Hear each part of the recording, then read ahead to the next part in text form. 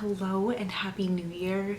Thank you so much for stopping by my channel and for starting your new year with me here on this channel. If you are new here, then welcome. My name is Maddi and I'm a cross-genre author working on my urban fantasy debut. And if you're not new here, then thank you so much for coming back. It means the world to me.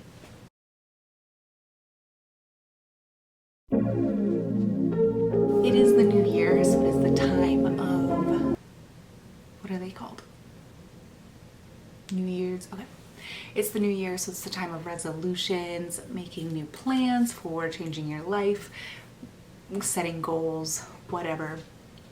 I used to be very cynical towards New Year's, where I was just like, I'm not going to make any resolutions because I know I'm just going to be the same person. I'm not going to, I can make goals or I can have these big lofty dreams, but I don't have the knowledge or whatever to turn those goals from goals to reality.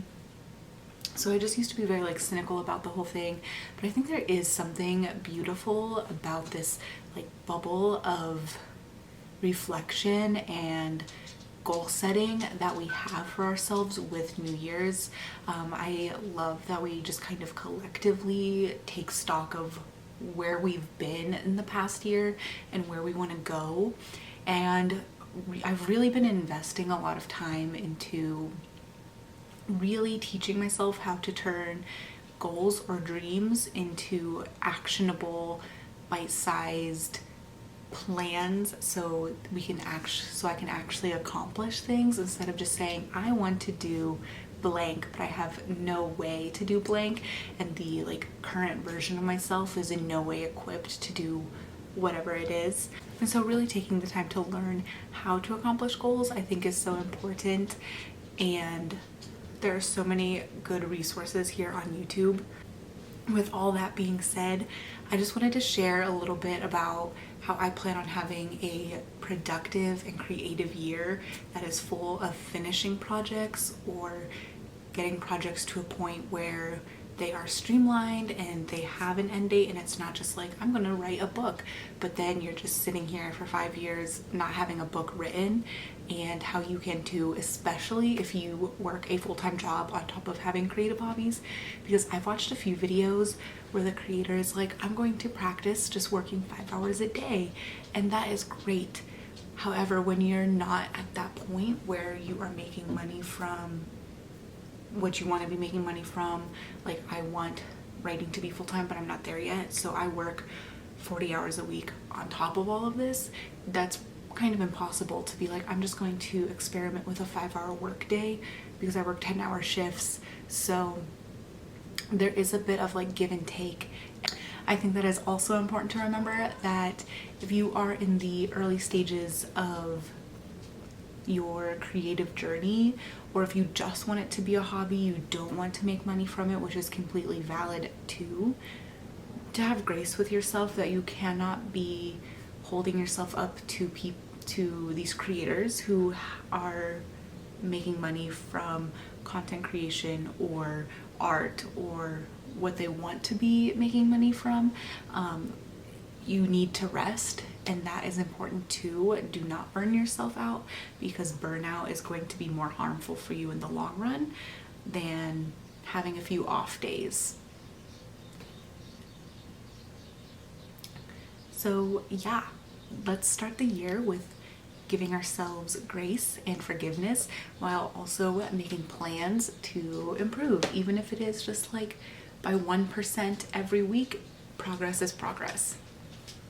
The first change that I'm going to make this year, and I will link the video I watched down below because I think that creator can explain it a bit better than I can and more in depth, but I found this video about how to kind of curb some distractibility that we have, especially in the year of 20 and 24. So many avenues and things are constantly competing for your attention as a consumer, and it can be hard to stay focused on one task when there are a million things that you can do. And sometimes I'm jealous of like people who lived in the olden days. Like, of course Shakespeare could write as much as he did in the time frame he did, because what else was there to do? Nothing. Like, that was it. And I'm so jealous because there's so much to do now. It's frustrating. Anyways, I don't live in the olden times, I live in today times, so I have to make the best of my time. And basically the video was talking about how the more distracted we are, the more distractible we become. And when you have like a to-do list, like you have a few tasks to do, once you finish a task and you move on to the next one, part of your brain is still thinking about and processing that last task, so you can't fully focus on your current task. And then if you move on to task number 3, your brain is thinking about the past 2 tasks, and it keeps like fragmenting your attention until we're just this like mess of not being able to focus on anything. So to combat that, I learned about the practice of interstitial journaling. And what I learned from this video was you write down your tasks for the day and you prioritize them. So for me, my top priority today was getting this video filmed and then catching up on TCF, since I'm a little bit behind word count wise where I want to be. And so once I'm done filming this video, I will, or underneath where I have my to-do list written in my bullet journal, I will write down the time. So let's say I'm filming it at 8:43. Let's say I'm done filming at like 9:10. And then I'll just write a few thoughts about the process, or if there was something that I didn't finish, like let's say I needed to film the outro still, I will write that down to complete at a later date, whether it's later in the day or tomorrow. And yeah, just like a few things to let your brain process what happened to you, process how you felt about the task, or just anything. And then you can move on to task number 2 with full focus, because you've like given yourself closure and your brain doesn't need to think about it any longer. This is a bit of a learning curve for me, since when I'm done with something, my first instinct is not to go, oh, let me go journal about this, even though it's literally like 30 seconds to a minute. You just have to jot some thoughts down and like let your brain close out the task in your head. It still is a learning curve. I am not perfect at it yet, though I do want to keep investing the time into it, because I can see how it is helpful, because I am definitely someone who falls into that rabbit hole of thinking and thinking and thinking about anything other than what I'm currently working on. So that is something that I'll be using for both personal life, like different, like I need to do XYZ chores wise, and also in creative work wise as well, because I do need to finish TCF, and then I am working on a standalone novel as well. I have it outlined and I'm going to start the drafting process, though that might take a back seat while I finish up TCF. But yeah, and then of course YouTube, editing. I don't know if my camera picked up any of that sound, but there was like yelling outside. Anyways, back to focusing on this. YouTube does get overwhelming sometimes, so breaking that up into smaller tasks as well, I think will be really helpful. Yeah, that's all I have for like tactile programs that I will be using. I will also be using Notion for creative projects as well. And if you don't have Notion, I highly, highly recommend it. It is free. There is a paid version that has like an AI assistant. I don't use that because I don't particularly think I need it. But if you use it, you can use it for work, like collaboratively. And if you have enough Notion templates, maybe you might need it to find information quickly. However, I don't think the paid version is necessary. I just have the free version and my life is already so much more organized. did make one video about building a story Bible inside of Notion, and since then I've kind of been working on making them more expansive and setting up character templates and things like that. But I cannot recommend Notion highly enough. You can set up tables with like tasks and the status. You can also set up calendars. So for me, this is a big year because I will be publishing TCF this year. And so now it's time to start getting the cover art, the ISBNs. I have the editor booked for a proofread and copy edits. Beta readers I have coming up, so I'll be using Notion to keep track of all of their notes, and then sending out ARC copies, which is redundant. Anyways, there's a lot to be done, and if you have a project, I highly recommend using Notion to kind of mark out those big goals. So you constantly have like, this is what I'm working towards, this is what I'm working towards, and this is what I need to do to get there.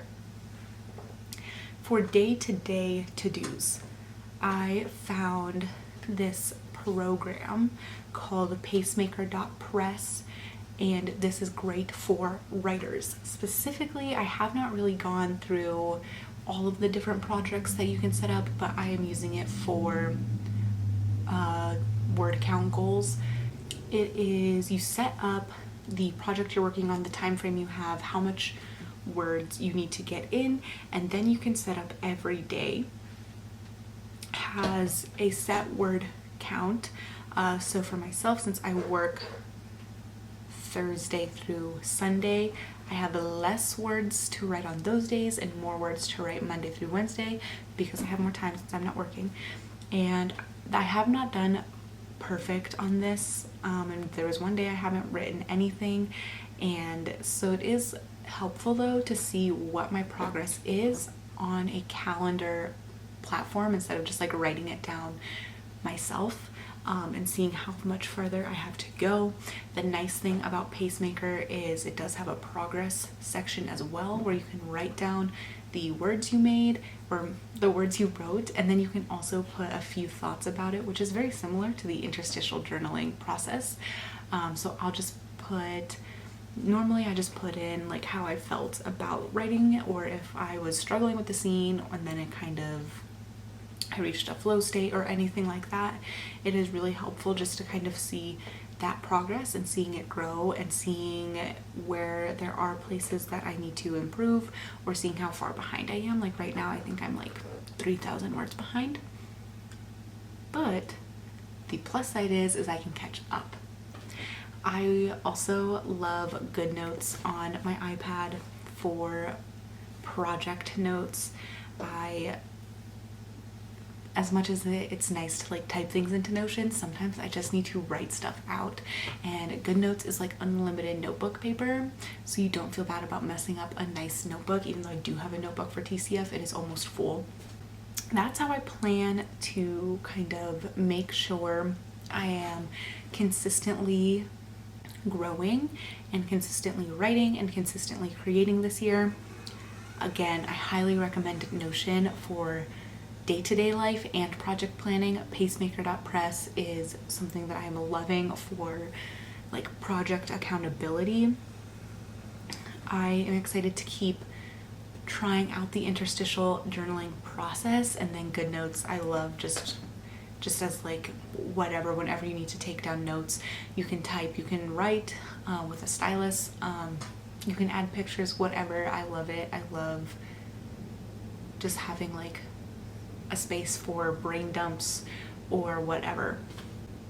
Are there any project planners or programs that you use to kind of help you stay accountable and or productive? I would love to hear about them. I love to learn about being organized, and it is slowly working its way through my brain, and I'm slowly becoming a more organized and productive person. I think if you have watched my videos over this past year, you have probably seen that adjustment from just like complete chaos or like controlled chaos to an extent, but just kind of going by the seat of my pants.